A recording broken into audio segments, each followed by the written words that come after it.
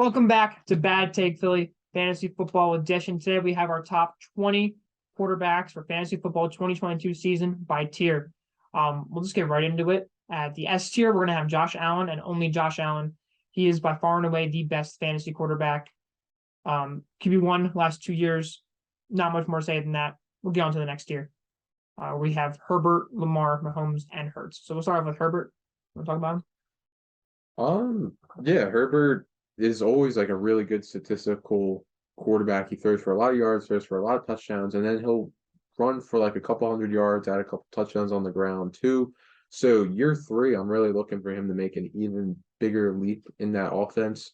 And he could potentially, talking about him be like a top 3 quarterback by the end of the year. Like he's going to light up defenses. He's going to have to in the AFC West to keep up with these other high scoring offenses.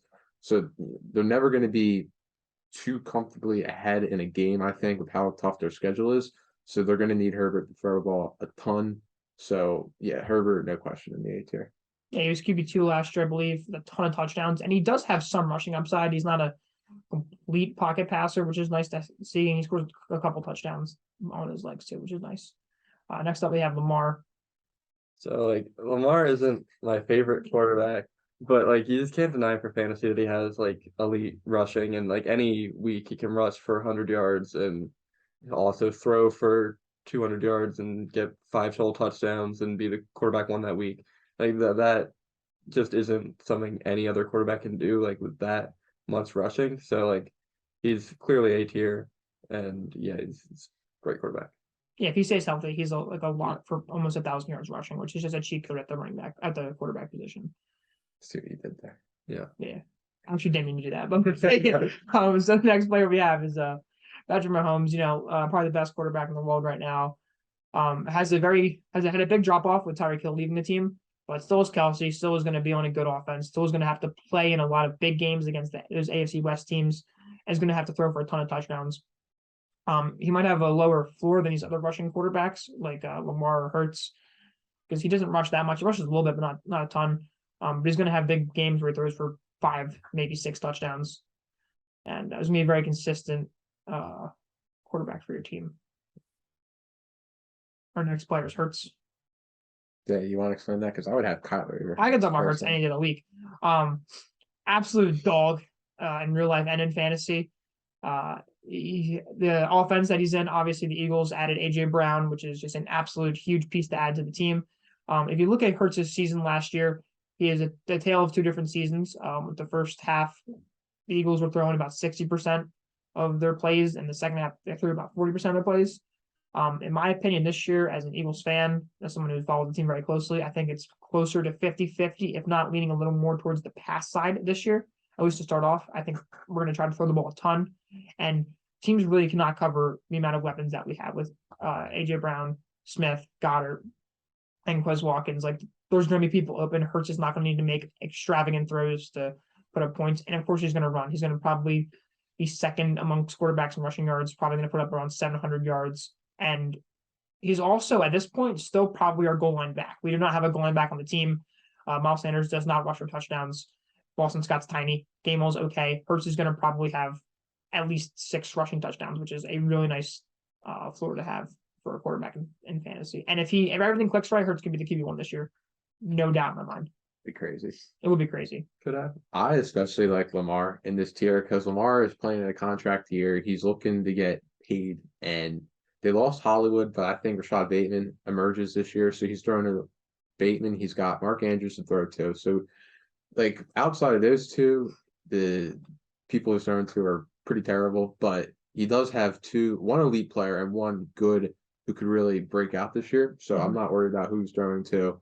I think he could be QB2 over Herbert. Just I'm that into Lamar this year. I think he's going to have a terrific year. I agree. I think Lamar, if I had to pick any player besides Allen to be the QB1 this year, it's probably Lamar. The only reason why Herbert's ahead of him on this ranking is because Herbert's a little bit safer. Yeah. All right. So the next tier, we'll start off with Kyler Murray. You want to take Kyler Murray? Yeah, Kyler Murray. I would personally have him over Hurts. But Kyler, you know what you're getting with him throwing the ball. He's a great thrower of the ball. He's also a great runner of the ball. He just got his big contract, and he's got Hollywood coming in. He has Hopkins. He's on the 6-game suspension, but after that, He's going to have two elite players to throw to. Zach Ertz isn't a bad tight end. Rondale Moore could emerge this year. Cliff Kingsbury loves to chuck the ball around.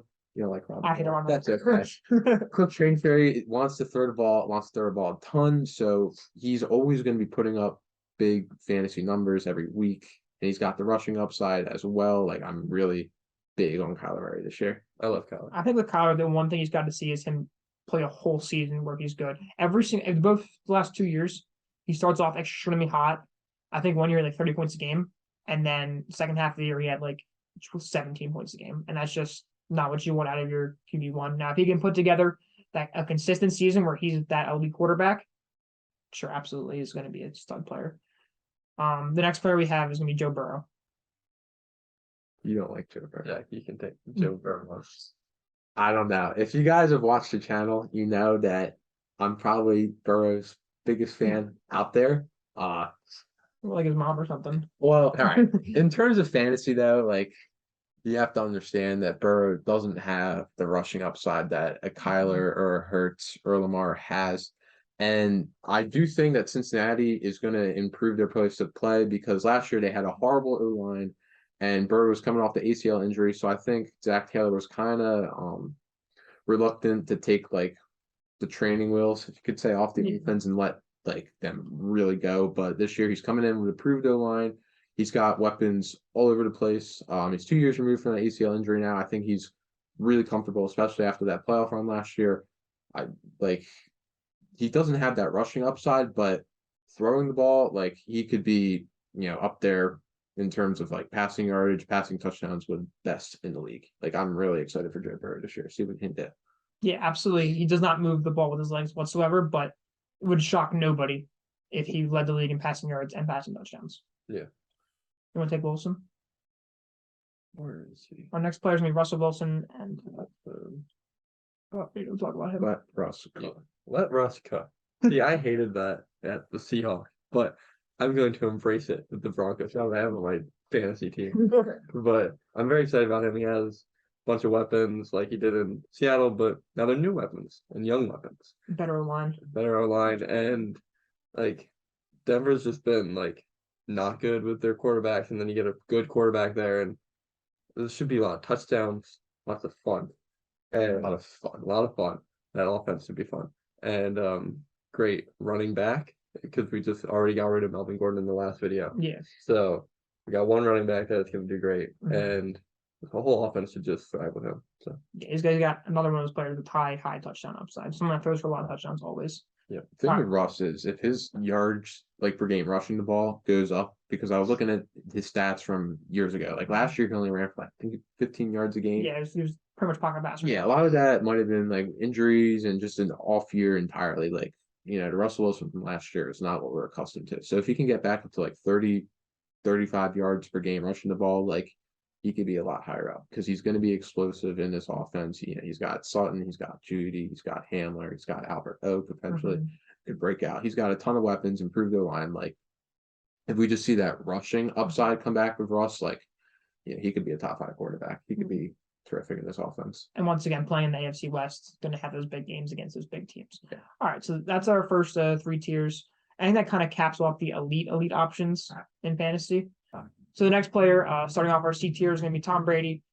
You know what you're getting with Brady, one of the best quarterbacks, the best quarterback of all time, and a still high-flying Tampa offense. Godwin's going to come back, hopefully week 1, maybe a couple weeks down the road, but when it's going to matter, which is later on in the fantasy year, he's going to be throwing for tons of touchdowns. They love throwing the ball in the goal line because they don't like giving it to fucking Fournette. Like, Evans is going to have his 10 targets in the red zone, and they're going to have a ton of passing touchdowns. You're going to have a lower upside just because Brady cannot run the ball ever at all. He might sneak in a couple. He snuck in a couple last year. But just very safe. Yeah, very safe, and has the upside to throw 5-6 touchdowns in any given game. Our next player is going to be Trey Lance, the Dakota could take. Trey Lance, I took him in my dynasty draft. I'm all in on Trey Lance this year. I kind of think when you're drafting young quarterbacks, this is from like an NFL, like real football perspective. Like, you want to see a quarterback succeed. Like, the biggest indicators of that of where they're drafted.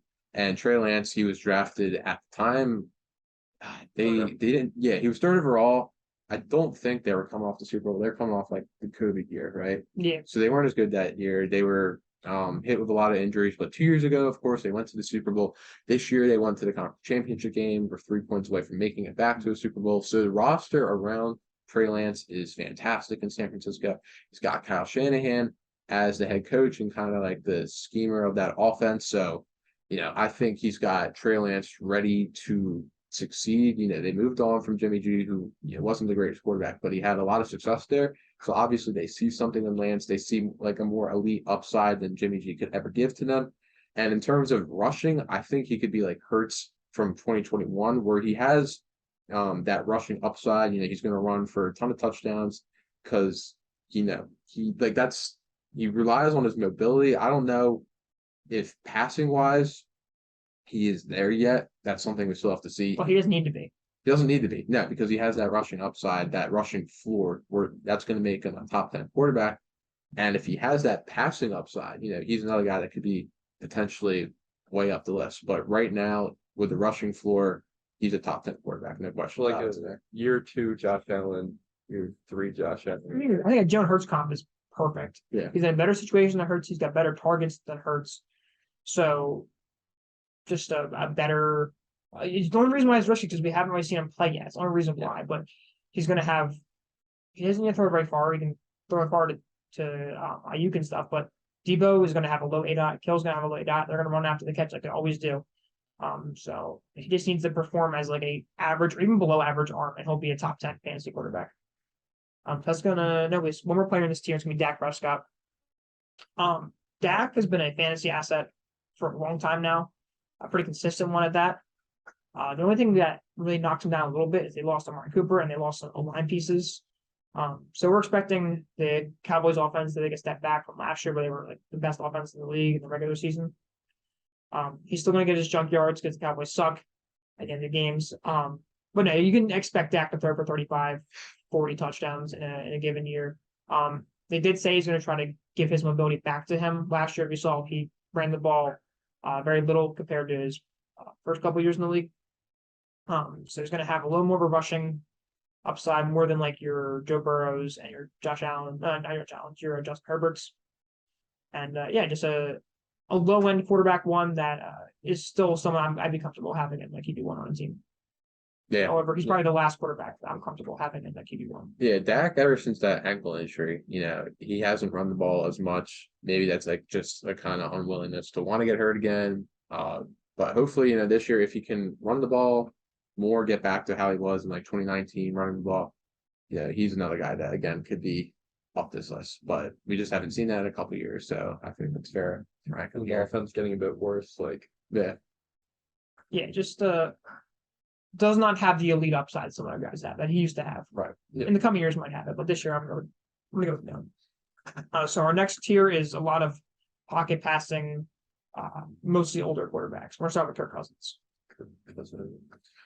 Kirk Cousins, he always just throws. He's always just a solid quarterback. Throws for a bunch of yards, throws for a bunch of touchdowns. You won't see him rushing. Not seeing him rushing the ball, but he's a solid top 12 fantasy option. He's got a ton of weapons to throw to. He's got Thielen, he's got Jefferson, he's got Cook coming out of the backfield.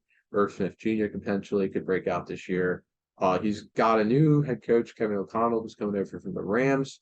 They could throw the ball more than usual. I gotta throw the ball more. I guess. Like the last few years, they kind of not shied away from throwing the ball, but they ran the ball a lot. So I think you could see more unleashing of the passing game here. And Kirk Cousins will definitely benefit from that. Yeah, he's upside to be a top 8, 7 fantasy option at QB just because I'm amount of times they could throw the ball. But he just doesn't have the rushing upside, so he's gonna be down this tier. Next we're gonna have Aaron Rodgers.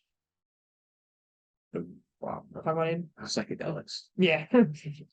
He what was he last year? Like, I'm really not sure, but he was not elite. No, but he lost Devontae Adams. That's a big loss for any quarterback. Like, he's Hall of Fame still, but you can't take somebody out of the offense and then expect it to just work exactly the same at Devontae Adams' caliber. A huge player on the offense. So he's just going to be a bit worse in that offense, and he's still a great player, but just not going to produce as many touchdowns because there's not going to be as much offense. So Yeah, he needs to figure out who he's throwing the ball to. Alan Lazard is not going to get it done, and Aaron Jones coming out of the backfield, like that can't be your second best target to throw. It might be, but anyway, I think this Packers offense will be a lot more run heavy as well, which is going to limit Rodgers' passing upside.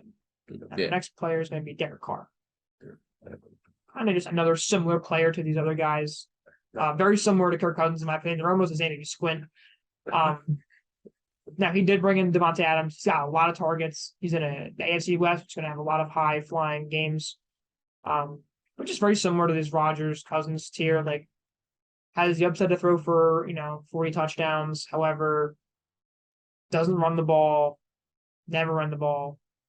The O-line's pretty terrible. The O-line is terrible. Yeah, like, it's just... He's an okay option. I wouldn't want him as a QB1, but, filler for a week or... draft him late in the draft. If someone else's QB goes down, then you trade him to him or whatever. A fine option, but nothing I want starting my team. Yeah. Another player is going to be Matthew Stafford. I love him. We're going to yell at for this one. No, I think it's a fair spot. Because he's got the passing touchdown upside, obviously. He's got the hurt arm right now, which we don't know a whole lot about. It could actually be a big hindrance, or it could be absolutely nothing. Same passing upside as I think Kirk Cousins. Like, he's got good weapons, got a good O-line, doesn't really have a good run game. Like, I don't know. I can't put him in the same tier as the Russian quarterbacks. Yeah, he does have great games. Yep. I had him last year. I feel like it was always when I was like really close in a close matchup with someone, and he was like playing on like prime time. He would have such a terrible game, and I would multiple interceptions. Yeah, like that happened Bad a few times last year. It's like I don't know. I think he could be better than this D tier. Like, he was a top 8 QB last year. something like that. I think He was my quarterback 1 for the whole year last year. So it was good option last year. I think this year it could just be a little bit put more question marks and whatnot. We'll see. And the last player we have in this tier is someone with a lot of upside. That's Tua. yeah, Tua. What about Tua? I love Tua. So he had a fine year last year, but now he has a Tyreek Hill. That improves anybody. How happy he is. I got him in Dynasty, and I wanted him. And he has so much touchdown upside now with this new offense. Yeah, his ceiling is just way up there. Way up there. Yeah, I mean, any of these guys I could see finishing in the top 10 just because of their passing touchdown upside. And of course, 1 or 2 of the quarterbacks in the top probably can get hurt, so it leaves spots for guys to jump up. Tua, high upside, low floor. Probably be somewhere in the middle of that. Probably be an average quarterback. No, like usually. No. Tyreek Hill said he's more accurate than he Holmes, so we probably should have him S tier. But he does have some upside. And starting off our last tier, these are guys you really do not want to be starting your team, but maybe you take him as a late round backup. I have Daniel Jones at 17. He sucks. He really does suck, but he does have the upside. They brought in who's their head coach? Brian Dable. Not the Bills. Yep. Maybe you could see him play like a Josh Allen if Josh Allen lost one of his legs. He does have rushing upside. Like, he does have rushing upside, which is a great thing to have in fantasy. You could see him rush for, not leading the league at all, but up there in yards and some touchdowns. The offense, he does have okay weapons. Like, I think Tony takes a big step this year. Galladay still sucks, but some okay weapons. Barkley came back, which is a big addition to the offense. Definitely, yeah. So definitely not someone I want as a QB1. Probably not even on my team, but I do have him higher than consensus just because of the rushing upside that he possesses and an improved offense. Our next player is going to be Justin Fields.